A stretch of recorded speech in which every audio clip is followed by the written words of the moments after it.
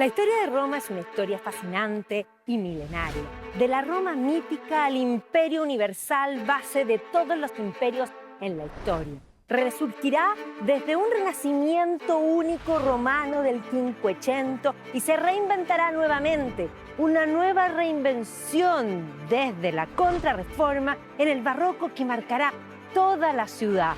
Cuna del Risorgimento y de la unificación desde un reino con sede en Roma. La historia de Roma es la historia de la ciudad eterna. Vengan conmigo a conocer sus secretos y todos sus rincones. Vengan conmigo a este nuevo viaje en el tiempo. Roma está en el centro de lo que hoy es Italia y había sido el centro del mundo. Para el siglo XVI, la ciudad eterna era una sombra de lo que alguna vez fue. El pasado antiguo había quedado literalmente enterrado. Aunque ciudad sagrada, las pugnas y la política habían dejado mermas en la urbe. El Renacimiento le dio un nuevo ímpetu, pero no será hasta el siglo XVII en el que, de la mano de la Contrarreforma, Roma resurgirá, ahora barroca. Grandes genios coexistirán y competirán por hermosear la ciudad eterna. Esta es la plaza barroca más famosa del mundo por su particular forma, pero eso no se debe a la extravagancia de ningún arquitecto, sino que porque aquí antes había un estadio construido por el emperador Domiciano. Claro, y aquí en torno a la elipse se van a construir palacios medievales que van a haber sido fantásticos. Pero Roma es barroca, barroca, barroca. La van a reconstruir y va a ser el Papa, precisamente, el que va a decidir remodelar todo y poner esta fuente, que es la gran característica, diseñada nada más y nada menos que por Gian Lorenzo Bernini. Bernini será el gran genio barroco, heredero de Miguel Ángel, adorado por los papas, escultor prodigioso y arquitecto visionario. Pondrá su talento al servicio del papado para convertir a Roma en la capital de la cristiandad. Un genio innato que sin estudios formales logrará convertir la piedra en carne. Esta fuente simboliza los 4 ríos del mundo conocido para ese entonces. Por una parte está el Nilo tapándose la cara porque no se sabe muy bien cuál es su origen. Está el Ganges, que tiene un remo, sostiene un remo mostrando su navegabilidad. Por otra parte está el Danubio, haciendo una alusión a la familia Panfili, que era la familia del Papa que había encargado esto. Había que hacerle el guiño, por supuesto. Y por último está, sí, el Río de la Plata, que tiene abundantes monedas para simbolizar ese color plateado que fue lo que le dio su nombre. En el centro de la fuente, el obelisco de Domiciano, que perteneció al circo de Magencio y que fue encontrado en la Vía Apia. Y en la parte superior, la paloma del Espíritu Santo, que se interpretó como el triunfo de la Iglesia en las 4 partes del mundo.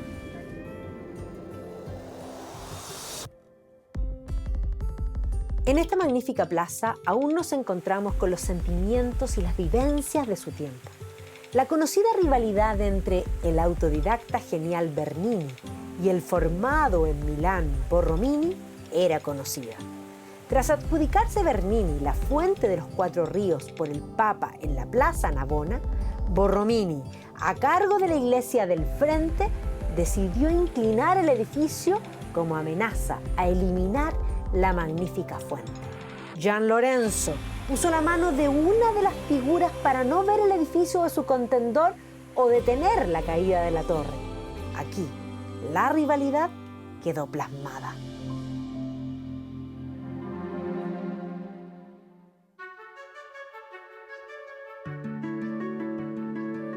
Esta enorme plaza representa todo lo que es la ciudad eterna.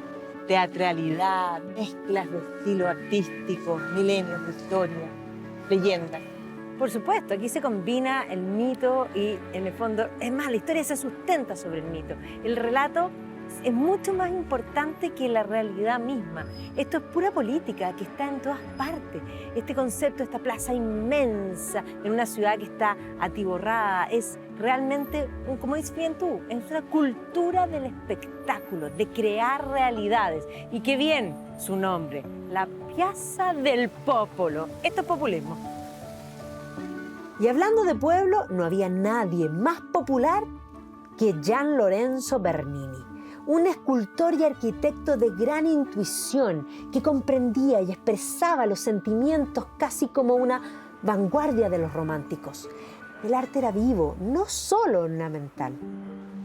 El barroco es el arte de la contrarreforma y le gustará mucho y usará la teatralidad.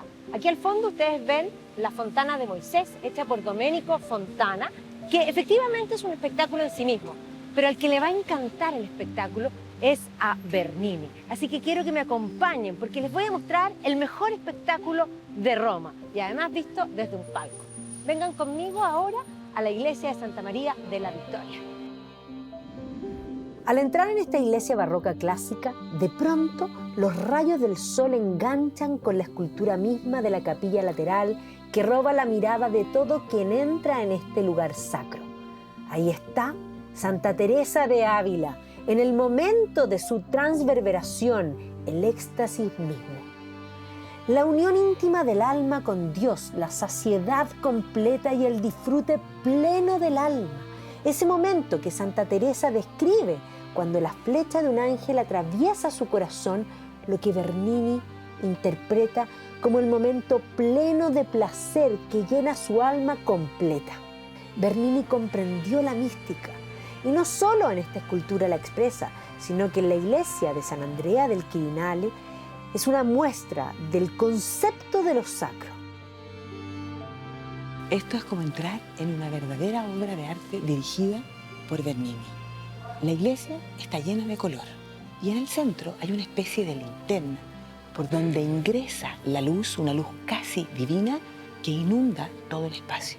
Además, nos relata el momento en el que el patrono de esta iglesia, luego de ser martirizado, sube al cielo y los querubines parecen abrirle la entrada.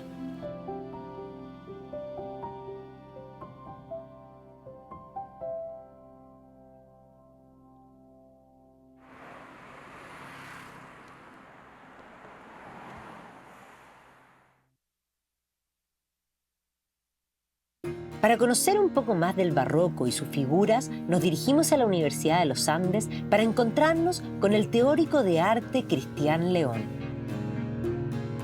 Si vamos a hablar del barroco, es imposible no referirse a una de sus figuras señeras, como es Caravaggio. Caravaggio, que fundó la Escuela de Naturalismo Tenebrista en Italia, va a ser un representante claro y clave de lo que es el proceso de contrarreforma católica, es decir, la reforma católica que responde a la reforma protestante, dado el terreno que había perdido por el avance de esta doctrina.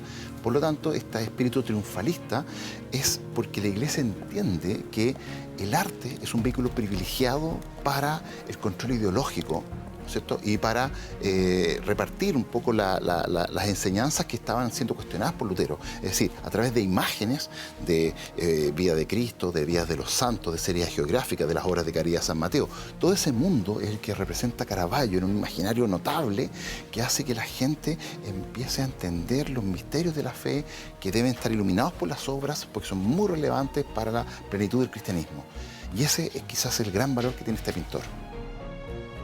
Estamos aquí en la iglesia de San Luis de los Franceses y en la capilla Contarelli hay un tesoro magnífico.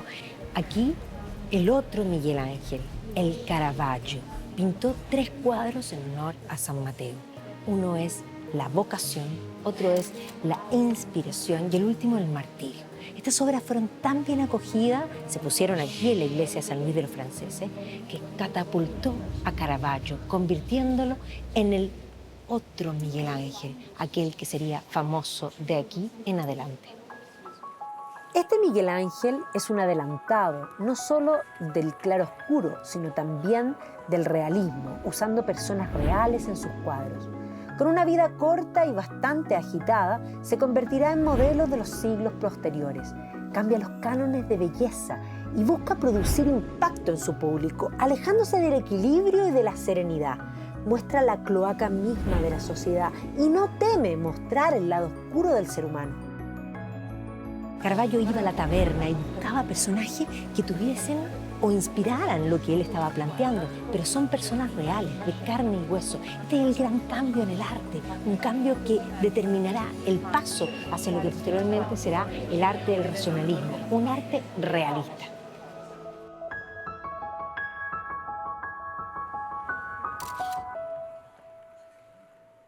La noche en Roma es agitada y menos calurosa. Vamos en búsqueda del ícono del barroco teatral, la llamada Fontana di Trevi, emblemática y cinematográfica. Esta fuente es visitada por cerca de 1000 personas por hora. Siempre está atiborrada. Sin duda, es uno de los grandes atractivos de la ciudad. Esto es impresionante, ¿verdad? Vinimos en la tarde, esto estaba repleto. Vinimos ahora y esto está repleto. Yo me pregunto, ¿esta gente entenderá qué significa la Fontana de Trevi? No, la gente no sabe, yo creo. Lo que pasa es que la Fontana de Trevi aparece en todas las guías turísticas, pero la gente no sabe que está construida aquí porque aquí llegaba el agua y había que agradecer esa realidad. Lo que la gente sí sabe es que hay que tirar 3 monedas. 1 para Revolver. 2 Para enamorarse, y 3. para casarse. ¿Cuántas monedas vas a tirar? Yo tengo que tirar solamente una para volver. Ok.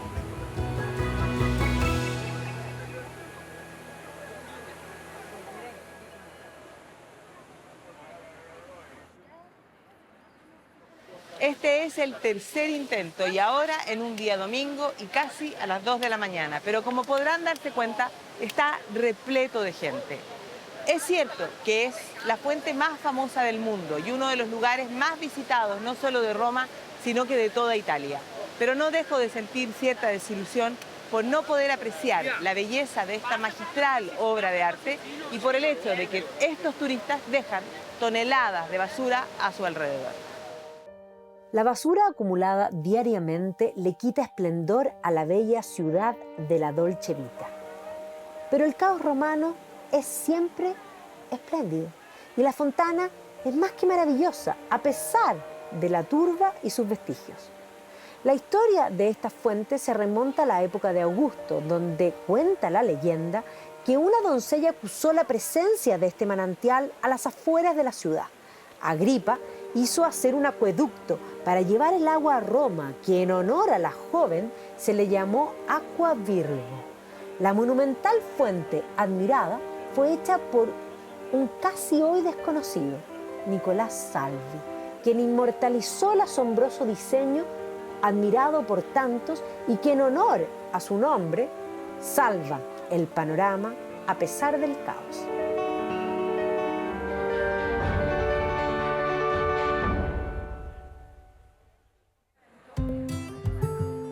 Otra de las postales de la Roma barroca monumental es la llamada Plaza España.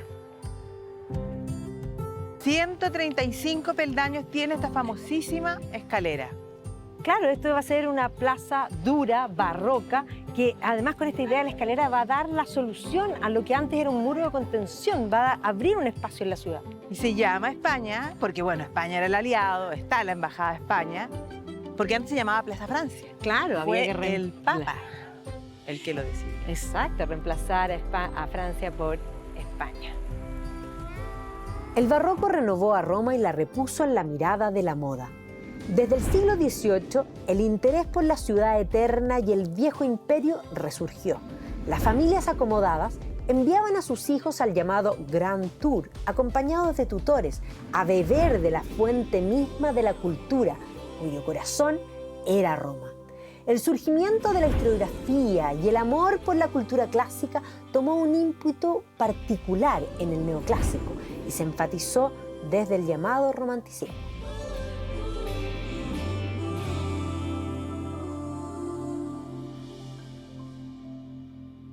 Los británicos se fascinan por el mundo romano. El Grand Tour pasa a ser algo esencial desde muy temprano. Buscaban los intelectuales beber del mismo santo grial de la cultura misma. A los pies aquí de la Plaza España se convertirá en un lugar emblemático. John Keats, el gran poeta, no solo vendrá a buscar un mejor clima para sus dolencias de tuberculosis, sino que además empaparse de la cultura. Sus amigos Lord Byron, Percy Bysshe Shelley, con Mary Shelley también lo visitarán aquí. Este es un lugar esencial para las letras británicas. Situado a los pies de la escalinata de la Plaza España, el Museo Keats Shelley es un lugar fantástico que reúne una gran colección de escritos albergados en la que fue la última casa del gran poeta británico. John Keats llegó a Roma el 15 de noviembre de 1820, ya muy deteriorado por una avanzada tuberculosis. Aquí vivió sus últimos días y desde el amor a lo clásico, aquí dejó su alma.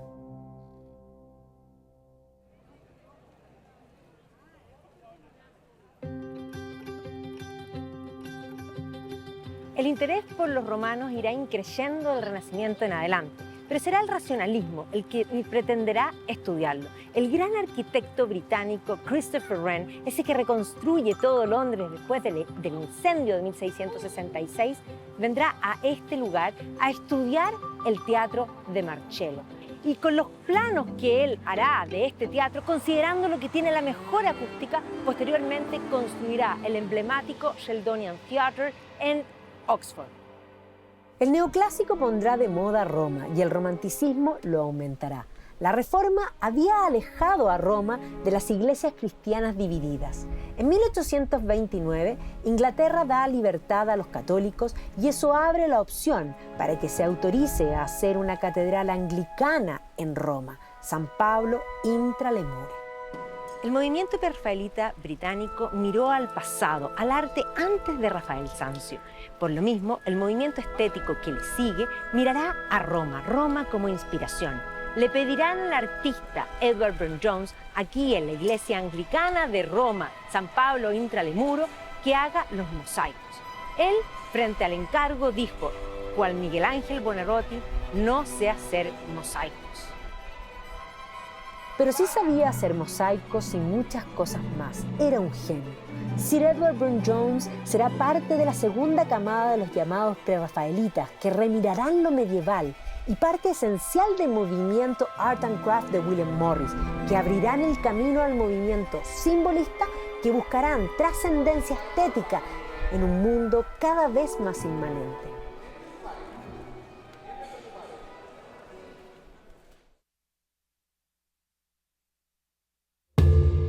El 17 de marzo de 1861 nace Italia como monarquía. Toma primero como capital Florencia, pero finalmente logrará que sea Roma. La península itálica no era una unidad política como la entendemos hoy día. Era un mosaico de ciudades-estado, los estados pontificios, principados, repúblicas, reinos.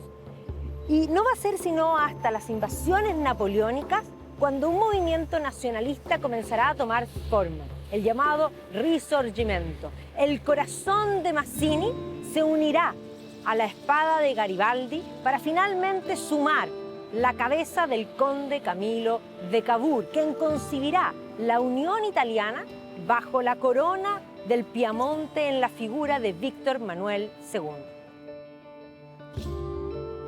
Este monumento no buscaba pasar desapercibido. Es más que monumental, es un poco grotesco. Los romanos lo llamaron máquina de escribere o torta de novia. Es política en acción. El nuevo reino debía ser más que el pasado romano, restablecer las viejas glorias. El nacionalismo que crecerá en el siglo XIX buscaba mantener la llama de la paz augusta para el futuro italiano. El nacionalismo imperante en el siglo XIX dio paso a una verdadera tormenta. Los italianos habían ganado en la Gran Guerra, pero se sintieron sumamente frustrados porque no consiguieron sus pretensiones territoriales. Ese nacionalismo se va a alimentar de resentimiento y eso, unido a la violencia, al populismo, al socialismo, es lo que va a permitir el ascenso del fascismo en Italia. Claro, el fascismo va a llegar en un ambiente bastante tóxico y bastante complejo, digamos, en ese momento, donde están los nacionalismos efervescentes, después de los triunfos de las potencias vencedoras, y también por la nueva repartición que había acontecido después del siglo XIX. Y estas cosas en Italia va a tener un referente bien importante, porque Italia tenía un pasado del cual acudir, al cual recurrir, que era el Imperio Romano. Y en el caso de Mussolini, esa idea de hacer renacer el ideal de imperio se va a ver reflejado en el arte, en la arquitectura. Sí, claro. Fíjate que hay una palabra que viene a mí, una frase de Octavio Paz que dice que la arquitectura es el testigo insobornable de la historia, porque básicamente representa todas las aspiraciones, ¿no es cierto?, que quiere un pueblo, que quiere manifestar. O sea, esta idea, su destino manifiesto que quiere expresar un poco al mundo, se expresa a través de las obras de arquitectura. Hay que ser importante para todos estos dictadores o totalitarios recurrir a la arquitectura para reflejar un poco toda esta idea del poder. Benito Mussolini, como buen nacionalista socialista, utilizará las glorias del Imperio Romano con fines políticos. Por lo mismo, usando el arco de punto y reinventándolo desde la modernidad, a las afueras de Roma creará el barrio del Eur. En los 20 años de gobierno de Mussolini buscará restablecer las glorias del Imperio Romano. Acumulará el poder en su persona, cual a gusto, y desde una visión totalitaria llevará al Estado más allá de lo prudente. Su alianza con Hitler llevará a Italia a la Segunda Guerra Mundial y a una guerra civil que dejará profundas heridas en el mundo italiano. El sueño del imperio y de reunir todo el poder será algo que, emulando a Roma, intentarán muchos. Nunca terminará bien. El águila romana será el emblema de todo imperio y Roma el sueño de todo emperador. Pero Roma es la fuente de la cultura, la esencia intelectual de Occidente, lugar al que hay que volver por mesura, y que desde el sabio Marco Aurelio, el gran emperador filósofo, evidencia. Mira hacia el pasado, con sus imperios cambiantes que se alzaron y cayeron, y serás capaz de prever el futuro. Pon tus ojos en lo que permanece.